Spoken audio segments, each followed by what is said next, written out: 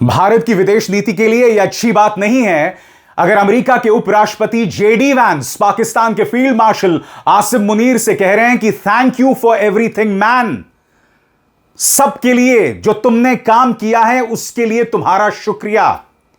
और यह इसलिए अहम है क्योंकि प्रधानमंत्री नरेंद्र मोदी हर मुद्दे के लिए अमेरिका की तरफ देखते हैं। ईरान के साथ तेल खरीदना है, अमेरिका की तरफ देखो। रूस से तेल खरीदना है, अमेरिका की तरफ देखो।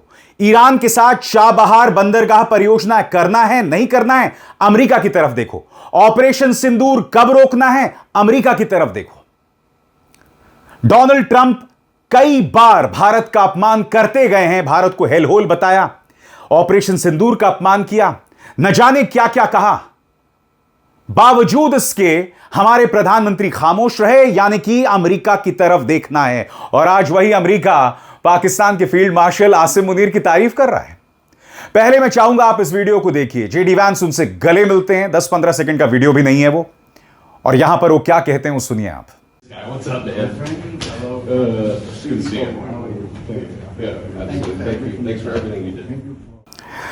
अब आप कह सकते हैं कि भाई पाकिस्तान की तारीफ कर दी तो क्या हो गया। ध्यान से सुनिए मैं क्या कहने वाला हूं। मुद्दा यह नहीं है, मुद्दा यह है कि पिछले 12 सालों में इस सरकार ने पिछले 12 सालों में भारत की विदेश नीति को पूरी तरह से पाकिस्तान सेंट्रिक कर दिया था। इसका आगाज 2014 से हुआ था, जब इस सरकार के मंत्री ये कहते थे कि अगर प्रधानमंत्री नरेंद्र मोदी की आलोचना करना है तो पाकिस्तान चले जाओ। इस सरकार का प्रचार तंत्र कहता था, जब भी आप प्रधानमंत्री नरेंद्र मोदी की आलोचना करते थे, देश के अंदर कुछ बुरा चल रहा था, उसकी बात करते थे, तो कहते थे जाओ पाकिस्तान चले जाओ। जो भी घटनाक्रम होता था सरकार के खिलाफ, उसे पाकिस्तानी साजिश बताई जाती थी। इसका मतलब क्या हुआ? यानी कि हमने अपनी पूरी रणनीति को, अपनी पूरी स्ट्रैटेजी, विदेश नीति को पाकिस्तानी सेंट्रिक कर दिया। हम पाकिस्तान के साथ कंपटीशन करने लगे।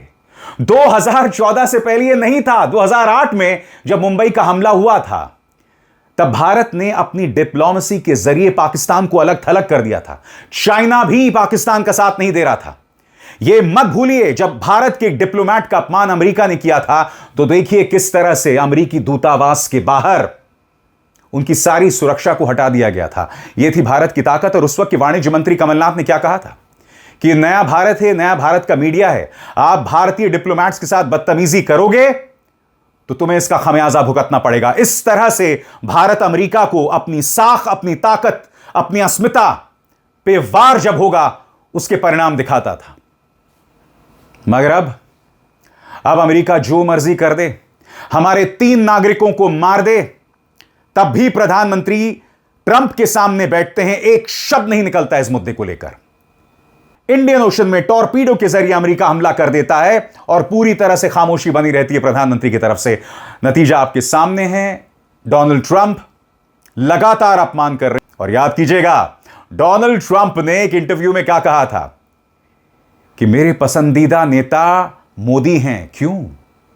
इसलिए कि इससे पहले भारत हम पर अनाप शनाप पैसे जो है वो चार्ज करता था, मगर जब से मोदी आए हैं हालात बदल गया। यानी कि भारत की नीति अमेरिका को लेकर कमजोर और सॉफ्ट हुई है, जिसमें शायद भारत को भी नुकसान हो रहा हो। यह बात डोनाल्ड ट्रंप ने एक इंटरव्यू में कही थी। यह एक हकीकत है और उसे हम मोड़ नहीं सकते। आज पाकिस्तान 2 चीजें कर रहा है दोस्तों। वो आसिम मुनीर, वो फील्ड मार्शल आसिम मुनीर, जिन्हें हम जिम्मेदार बताते हैं पहलगाम आतंकवादी हमलों के लिए, आज उनका दबदबा बढ़ रहा है साहब। याद कीजिए जेडी वैंस ने क्या कहा था कल की बातचीत में कि मैं भारत और पाकिस्तान दोनों के करीब हूं, और कैसे कंपैरिजन किया था कि एक भारतीय मेरी पत्नी है और आसिम मुनीर एक पाकिस्तानी है। यह कौन सा कंपैरिजन हुआ? आसिम मुनीर क्या आपकी दूसरी पत्नी है? मुद्दा यह है कि अमेरिका आज खुलकर पाकिस्तान की तारीफ कर रहा है, और दूसरी तरफ पाकिस्तान ईरान से तेल भी खरीद रहा है, भारत नहीं खरीद रहा। अब आप मुझे बताइए, विदेश नीति की निगाह से कौन कमजोर पड़ रहा है? सुनिए जेडी वैंस ने किस तरह से अपनी पत्नी को भारतीय बताया और फील्ड मार्शल आसिम मुनीर के पाकिस्तानी होने का जिक्र किया। यह अपने आप में निहायत ही हास्यास्पद है, मगर सुनिए क्या हो रहा है। His Field Marshal in Pakistan, Asim Munir. I will say that since Field Marshal Munir welcomed us with the Prime Minister in Islamabad, I have joked that I have two very, very important people in my life, an Indian and a Pakistani. The Indian is my wife, and the Pakistani is Field Marshal Munir. And I've probably talked to Field Marshal Munir more than I've talked to anybody else over the last 3 months. Would not be here without his statesmanship. He is, of course, a great military leader, but I think he's shown himself to be a great diplomat. ये सब क्यों हो रहा है दोस्तों? दो कारण। पहला, पिछले 12 सालों में हमने अपनी फॉरेन पॉलिसी को पूरी तरह से पाकिस्तान सेंट्रिक कर दिया। पाकिस्तान ये कर रहा है, पाकिस्तान वो कह रहा है। हमारी मीडिया का रवैया सबसे ज्यादा शर्मनाक हुआ है। याद कीजिएगा, पहलगाम आतंकवादी हमला होता है, उसके बाद ऑपरेशन सिंदूर होता है, तब पाकिस्तानी एक्सपर्ट्स को बुलाया जाता है। वो पाकिस्तानी एक्सपर्ट्स हमारे प्राइम टाइम टेलीविजन में बैठकर देश की बेइज्जती करते हैं। ऊपर से हमारा गोदी मीडिया कभी कराची पर कब्जा करा दिया, कभी इस्लामाबाद पर कब्जा करा दिया। इन्होंने देश की साख को, देश की इज्जत को इंटरनेशनली तार-तार कर दिया पाकिस्तान के मुकाबले। और पाकिस्तानी सोशल मीडिया में भारतीय न्यूज चैनल्स का मजाक उड़ रहा था। किस तरह से मजाक उड़ रहा था कि देखो, तुमने तो कराची पे कब्जा कर लिया, इस्लामाबाद पर कब्जा कर लिया। यह सब हो रहा था पाकिस्तान के अंदर। ऐसा कभी नहीं हुआ दोस्तों 2014 से पहले, जहां पाकिस्तान के मुकाबले इस तरह से भारत को डिप्लोमैटिकली कोई सेटबैक हुआ हो। क्यों? क्योंकि 2014 से पहले भारत यूनाइटेड, एक होकर पाकिस्तान का जवाब देता था। याद है आपको, जब नरसिम्हा राव देश के प्रधानमंत्री हुआ करते थे, तब उन्होंने एक टीम भेजी थी संयुक्त राष्ट्र में पाकिस्तान के कश्मीर को लेकर दुष्प्रचार के खिलाफ। उस टीम में कौन कौन थे?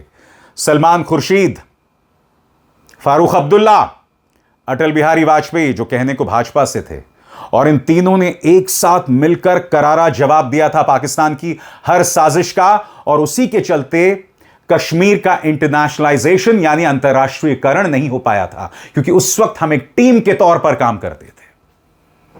मगर 2014 के बाद सब कुछ बदल दिया गया। 2014 के बाद भारतीय जनता पार्टी की कोशिश रही कि विपक्ष को देशद्रोही बताओ, राहुल गांधी को देशद्रोही बताओ। विपक्ष जो अपनी तरफ से एक सार्थक चर्चा कर सकता है, मशवरा दे सकता है, उसे खारिज कर दो अपने अहंकार के चलते।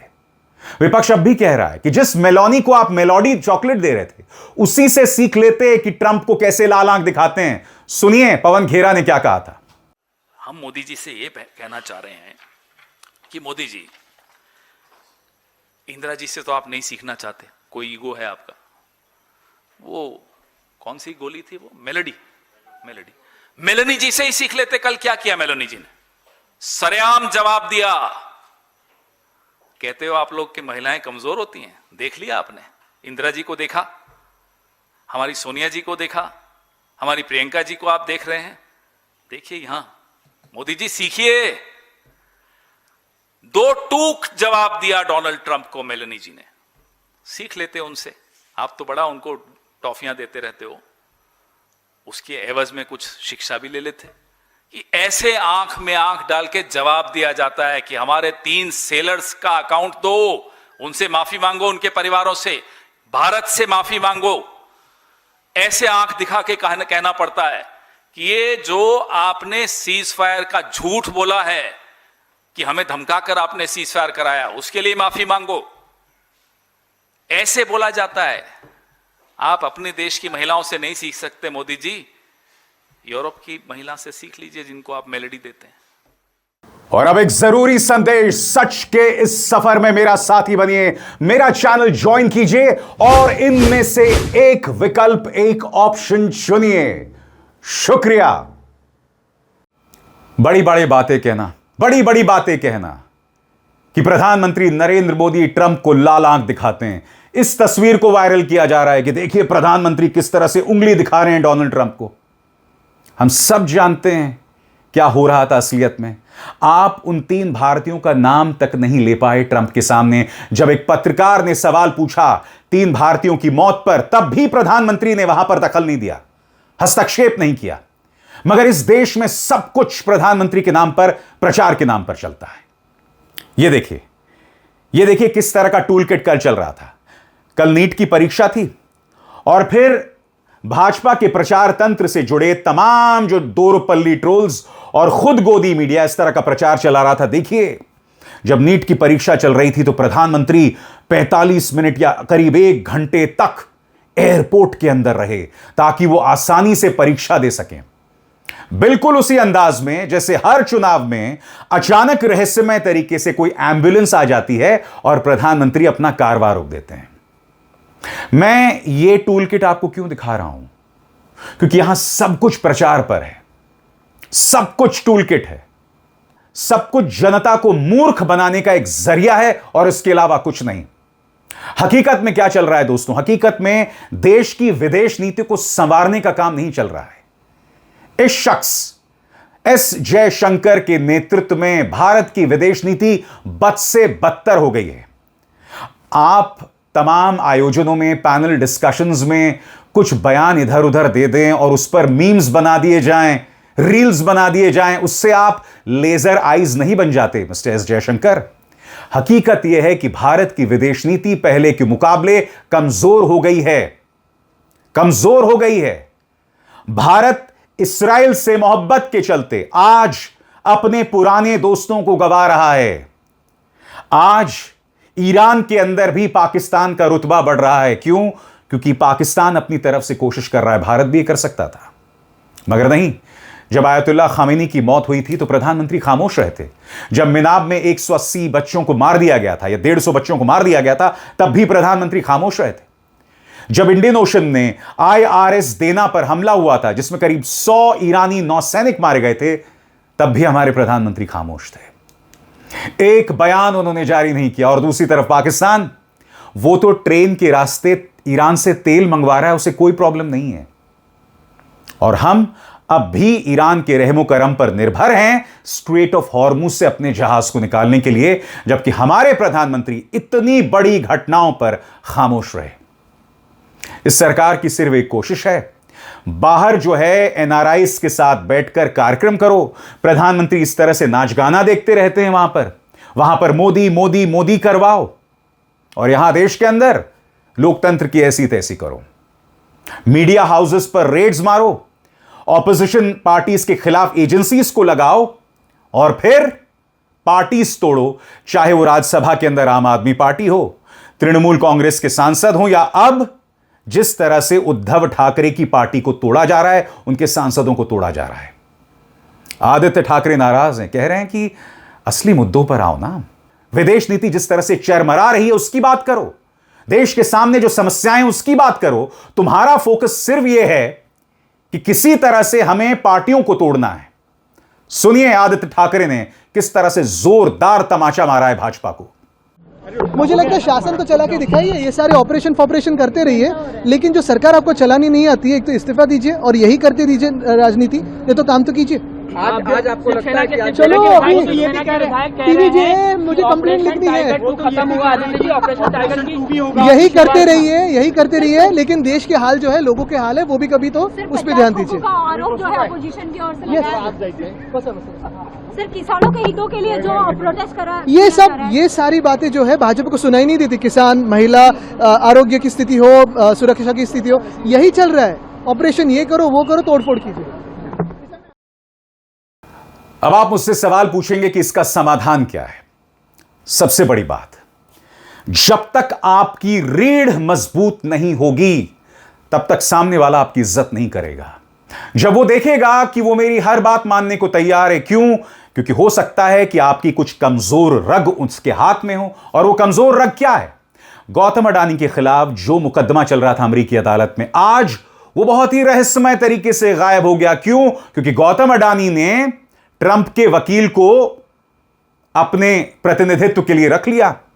इसके अलावा गौतम अडानी ने यह भी भरोसा दिया कि मैं कई करोड़ों डॉलर्स अमेरिका को दूंगा और वहां हजारों की तादाद में नौकरियां पैदा करूंगा।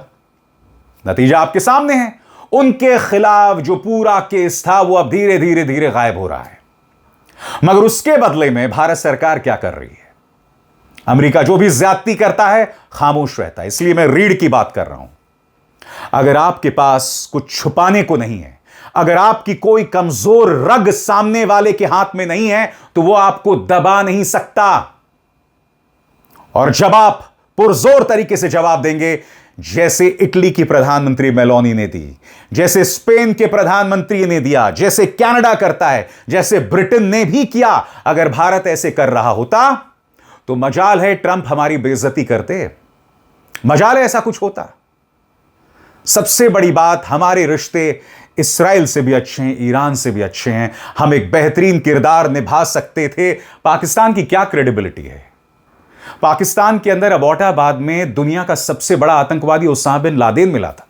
9/11 की पूरी साजिश पाकिस्तान के अंदर रची गई।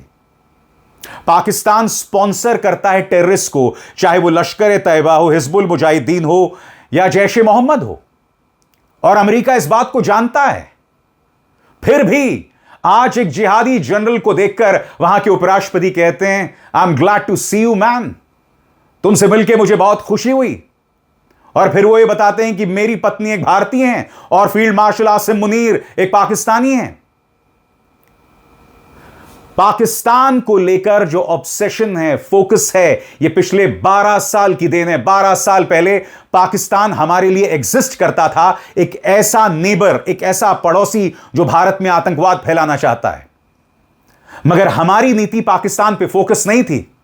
याद कीजिएगा राहुल गांधी ने संसद में क्या कहा था कि सरकार की वजह से पाकिस्तान और चाइना करीब आ गए हैं, और न सिर्फ पाकिस्तान और चाइना, पाकिस्तान, चाइना और बांग्लादेश। और यह भारत की विदेश नीति के लिए अच्छा नहीं है। और यह मैं अकेला नहीं कह रहा हूं, कई फॉरेन एक्सपर्ट्स ये बात रख रहे हैं। अब आप मुझे बताइए दोस्तों, ये चिंता की बात है कि नहीं? यह चिंता की बात है कि नहीं कि जेडी वैंस तारीफ करते हैं आसिम मुनीर की, और ट्रंप के सामने हमारे प्रधानमंत्री नरेंद्र मोदी एक शब्द नहीं कह पाते हैं? तो नुकसान किसका है? खुद सोचिएगा। अभिसार शर्मा को दीजिए इजाजत। नमस्कार।